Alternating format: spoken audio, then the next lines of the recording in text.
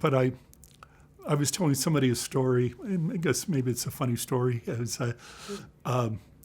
we had done our exam just before Christmas, and before that, years before that, we would do the exam after Christmas, but then we did it before Christmas, and a few weeks later, we're back in class, and the professor, it might have been Flynn, I'm not sure, but said, we better go over the exam. There were some of us who did not do well in certain questions and so on, and so he went through some of the things that he'd highlighted, I guess, where we had problems.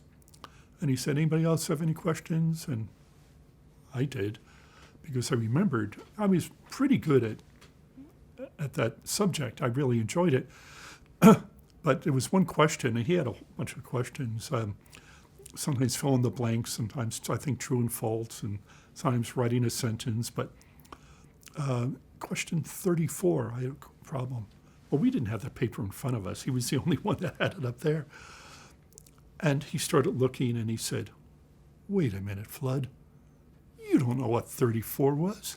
Because it was a few weeks before that we had done that exam.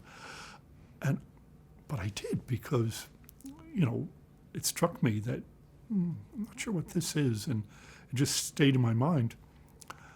Well, I told him. Oh, pardon me.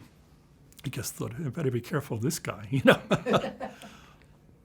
But that was just one of the funnier things. I wasn't trying to be a show off or anything. No. I was just somehow I remembered.